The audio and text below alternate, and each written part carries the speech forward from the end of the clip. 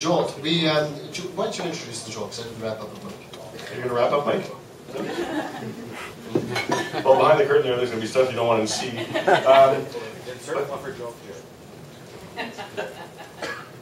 So our Jolt is from Anthony Marco, who is from disculture.ca.com. Why isn't it .ca? We actually do have .ca, just well, then say .ca. This is anyway. A word is worth 1,000 pictures. Here's Anthony Marco. Thank you.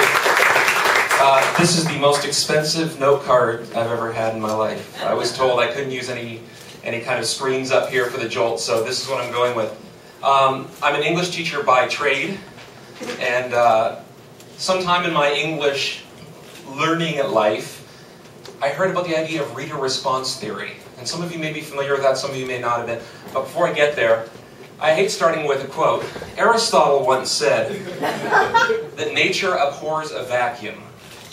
And the basic premise behind that, he was talking about the idea of water flow, that if you create a vacuum, something wants to fill it. Our minds are the same way. And if you present someone with a small amount of information, their minds will want to fill in the rest. We were talking during one of the sessions yesterday about the idea when something got cut off, we want to see what the rest of it is. Because our mind wants to fill in what should be happening. So, oftentimes we think, well, wouldn't it be nice if we could put our vision into somebody else's mind? And a lot of us, when we create podcasts and create content, say, I would like to have the picture in my mind appear in their mind. And so, I'm going to give you a couple examples, and I'm going to ask you to be closing your eyes and try not to fall asleep. But because I want you to try and visualize some things while these happen. So this is the first example of me going over the top with description. And some of you may be able to visualize it, some of you may not be. I happen to live in Hamilton, and I live near a couple of big strip malls, and they're all in all major cities, and they all kind of all look the same no matter where you are. But if you close your eyes and see if you can maybe try and visualize what I saw as I was driving out late one night. So I'll give everyone a quick. You don't have to bow your heads by any means. This is church, but... In a 4 a.m. parking lot, swathed by legions of fluorescent tubes, permeating a translucent rainbow of logos, cascading over a backdrop of office supply and toy stores, the fast food drive-thru teems with stolid brake lights and bass thumpers, vibrating some indiscriminate synth drone that cannot drown out the pubescent intercom squelch that asks if I'd like nuts for my sundae. Okay, you can open your eyes. Now, a very basic idea with a lot of description in it, trying to place a picture in your mind. However, in learning about reader response theory, and it's a tough archetype to break because when you grow up through school, a teacher or a professor will tell you this is what the author wants you to think. And that's what you have to decode. And if you don't decode that, you're wrong. I don't find that as acceptable. So I'm going to ask you to close your eyes once more, and I'm going to repeat a sentence over and over and over and over again. And when you have visualized the entire sentence in your mind, please put up your hand. Okay? So I'm going to keep reading it until I see most people's hands up. Alright, everyone close your eyes. When I get home, I change clothes, get dinner, pour a drink, and settle in for some screen time. When I get home, I change clothes, get dinner, pour a drink, and settle in for some screen time. One more time. When I get home, I change clothes, get dinner, pour a drink, and settle in for some screen time. Most of you get your hands up now. All right, put your hands down and open your eyes. How many of you for home is a house? Hands up. How many is it an apartment? Hands up.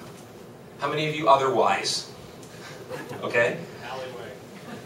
Commuting. How many of you is it 15 minutes about for a commute? How many of you half an hour? How many of you 45 minutes? When you take off your clothes, well, maybe not all of them. How many of you are taking off a suit? Podcasters. How many of you are taking off a uniform of some sort? Not many. How many of you just take off casual clothes? Okay. When you're putting dinner in, how many of you are using the oven? How many of you are using a microwave? How many have takeout with them? And how many are ordering in? When you're pouring yourself a drink, how many is it alcohol? How many is it pop or soft drinks? How many milk or water? When you're settling in, is it on a recliner, a couch, or at a desk? In front of a screen, is that a television screen? Is it a monitor? Is it both? And how big is that screen? 17 inch? 21 inch? 42 inch? Or bigger? In the short time up here today, I just want you to think about when you create content out there, sometimes the less you say allows you to paint the more vivid picture in somebody's mind. And allowing them to interpret what you're saying doesn't always mean you have to force feed them.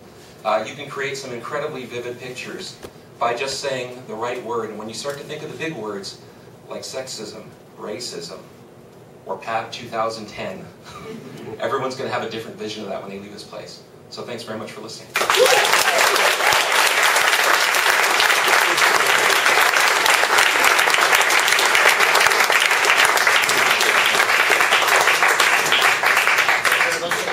Thank you very much, Anthony. And there's your microphone wine. Thanks a lot.